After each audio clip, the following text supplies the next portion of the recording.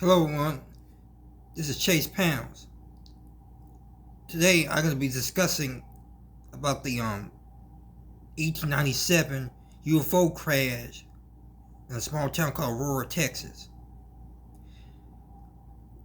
Before I even get into my subject, I want to say that I'm pre-recording this video for October for the Halloween season because the theme of the subject I'm about to discuss deals with the paranormal. So I'm just being, kind of creative. But I was wondering, even though it's just into the beginning of June, I just wanted to record this now while the events, the details and the facts and the information is still in my head, still fresh in my head. From recently watching a documentary on this. But now the subject I'm about to get into is about UFOs. People are always scholars or historians or UFO researchers have always believed that UFOs have existed since the beginning of time, and have been seen in all parts of the globe. And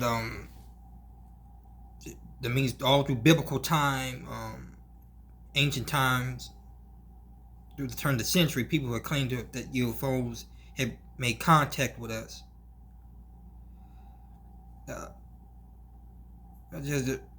Such as people have theorized that even in the Bible, that UFOs were responsible. That even events in the Bible were responsible by alien activity, I should say. And such as with the Book of Exodus,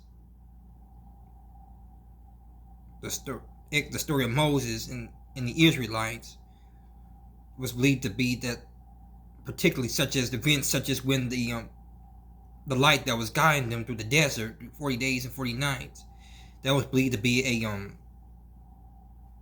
UFO, believed to be extraterrestrial's light.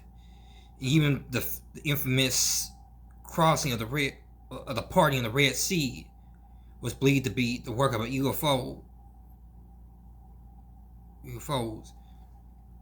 Other stories, including the story of Sodom and Gomorrah, the destruction of Sodom and Gomorrah was believed to be caused by extraterrestrials. But though many have also speculated that the story that volcanic eruptions, it was an earthquake or volcanic eruption that led to the demise of the two cities. And fast forwarding to in the Middle Ages, people in Renaissance paintings have shown like what appears to be like saucer or like little blips or little dots on the background, and people claim, many UFO researchers claim that was the work of that's extraterrestrials that they're depicting. Even the famous even Leonardo da Vinci has made drawings or descriptions that appear to be like saucer-shaped objects or space machines. Don't even look like airplanes. Some did resemble airplanes in some of his drawings, but some UFO researchers clearly look like a flying saucer. He's even claimed that the Mona Lisa, the famous Mona Lisa that Leonardo da Vinci painted, was supposed to be extraterrestrial. There was an episode of Ancient Aliens, and they scanned it and it appeared to be extraterrestrial. I never really did any research on that, but that's what some people claim. And then by the turn of the century, there was many sightings of UFOs, but they weren't referred to as UFOs. They were referred to as airships.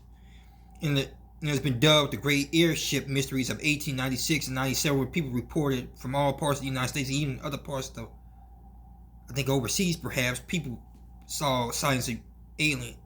Even in the newspaper clipping, they showed there was even mention of a UFO hovering over St. Louis, my hometown. Even experienced supposedly UFO sightings.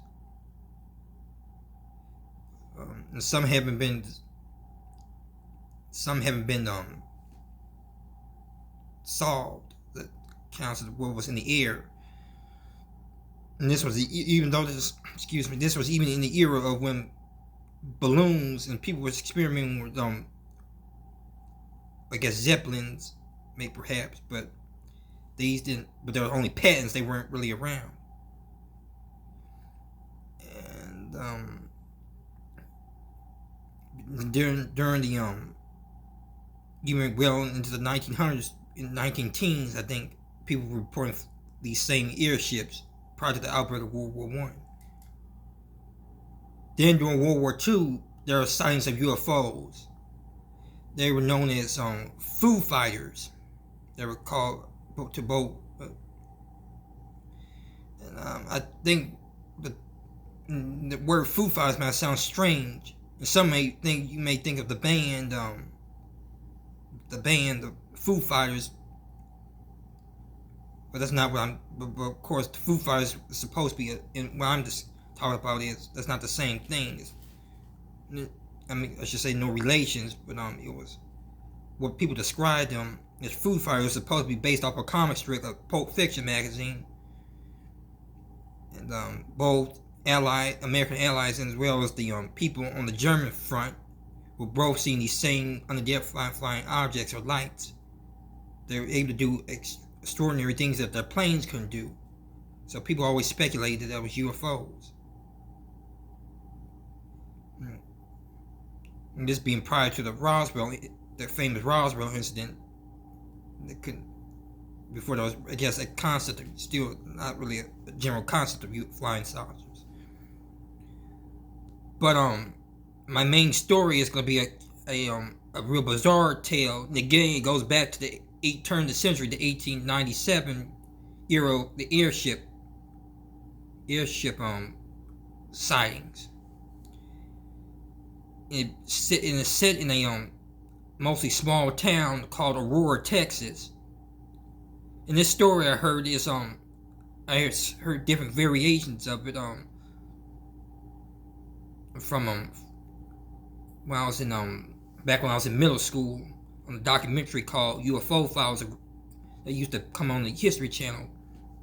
It was called Texas Roswell, and it covers this case. It was also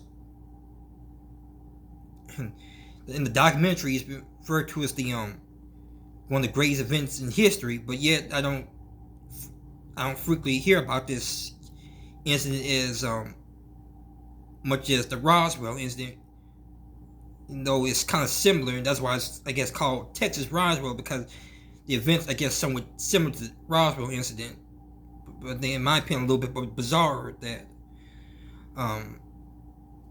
is in a small town. Is in a newspaper editorial at the time I think in April of 17th, where it is described that UFO was, I guess, having engine problems or trouble. It was bound to crash, and it collided with when it crashed, it collided with a windmill of a local farm of a local judge, and it crashed, scattering debris, the fiery debris all over the area of the farm with the badly mangled debris.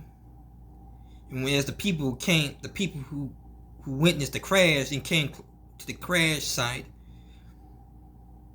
noted that one of the things they discovered was, as they described it, as an inhabitant person of this world, as something even dubbed it Martian, which even the documentary said at that time there was nothing other referred to back then as Martian other than what was in the works of literature at the time.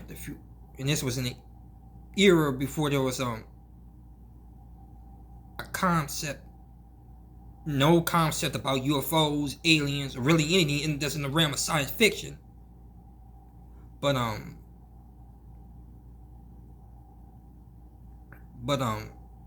guess there were a few little works that were popular, such as H.G. Wells, that I could think of, War of the Worlds, which I think there was a news strip at the time of this incident, but I'm not actually sure. But the book, with the complete novel, wasn't until 1903. But I think the short story was in 1897, so it's dating around this time period, perhaps.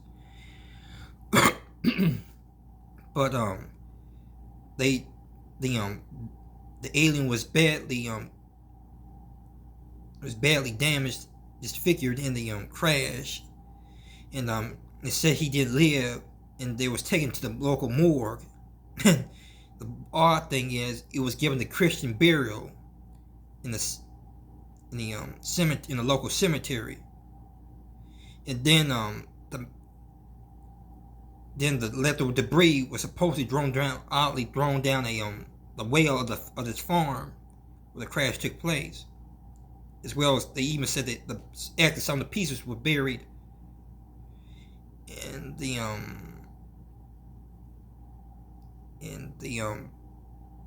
cemetery with this alien.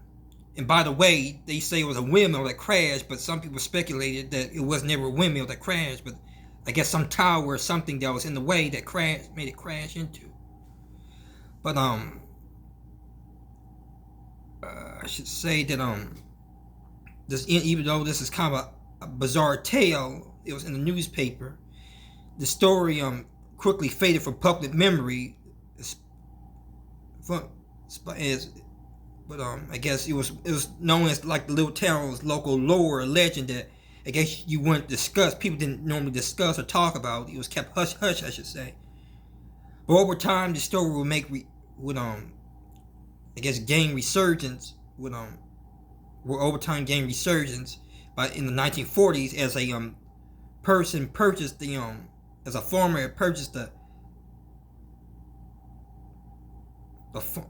home of where the house, the farmland of where the space crash took place, and supposedly it's been said that he drank from the well, or the same well where they drew the metal from the parts of the spaceship from the spacecraft that crashed. And it's been late. He always speculated that over time he would develop arthritis, and he claimed that the well he drank out of all this time for years. I don't know how long he was on the farm. I guess from the 40s into the 50s. I guess for several years he drank out his well, and it gave him arthritis, and he claims that something in the well was contaminated. I guess some people speculate maybe radiation from the metal of the space crash. Well, that's never been fully substantiated, and there's been tests of it. I think in another documentary called UFO Hunters, but it was claimed that they couldn't find any form of radiation in the water source. And then of course the story was gained attraction again again with the famous Roswell incident. Also brought back recollection of this similar crash in 1897. Then the story, people started really investigating the actual incident into the 1970s. It was after a radio talk show who brought up the town's legend, and that's what circulated resurrected this tale, and people took full attention, and they actually started looking into it. And though it wasn't although people tried to investigate the farm and found where the crash took place and found parts and pieces, supposedly of where the crash of maybe a flying saucer boat. They did tests of these pieces later, these metal pieces later, and they weren't, I don't think, flying part of the spacecraft. But there was also an attempt to go into the cemetery where the alien body was supposedly buried. But they were oftentimes, the investigators were barred from going into from looking into it, into the cemetery. But it was actually said that when they was about to approach the cemetery for another time, the police actually staked out troopers and deputies to guard the cemetery to keep them from looking for the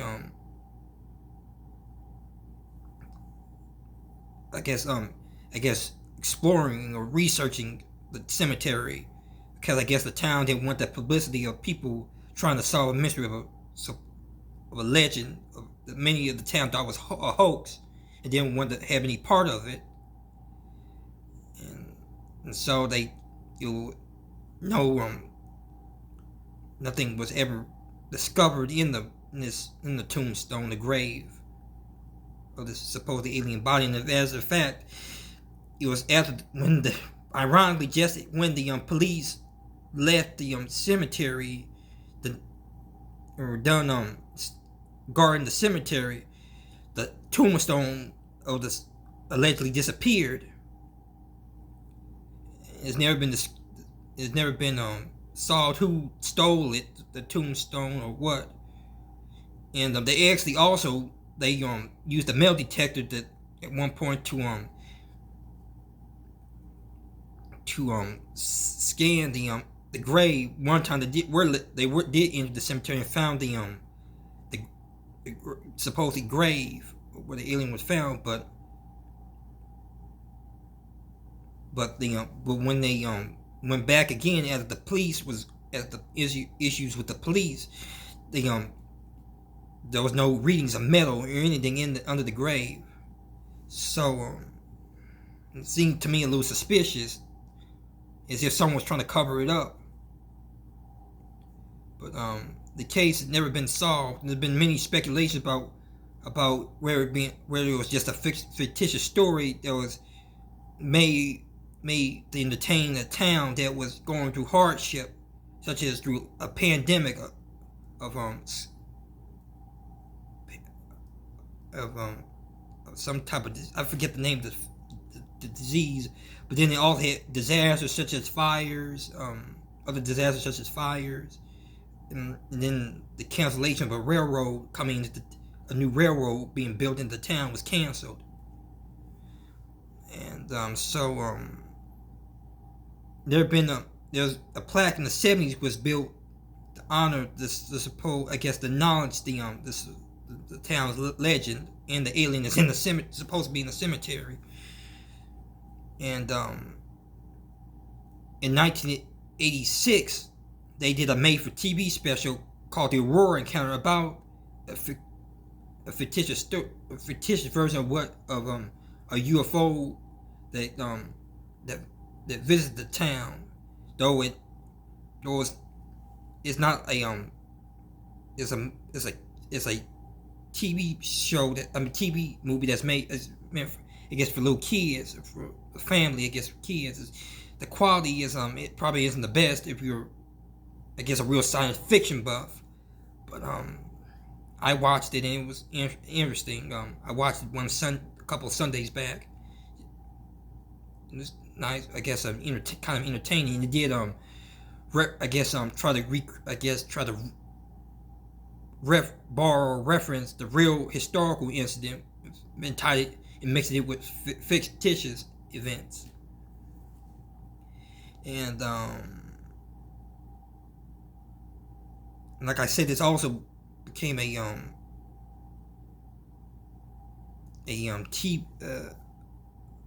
this also becomes supposedly the inspiration for, I guess, a more modern TV TV series called it was a film called Cowboys and Aliens, to say. And it supposedly was mentioned in other documentary, Ancient Aliens, about that. It also became the inspiration for this, as well as it mentions other events during the other historical supposed events of the West, of the American West, that became inspiration for this tale.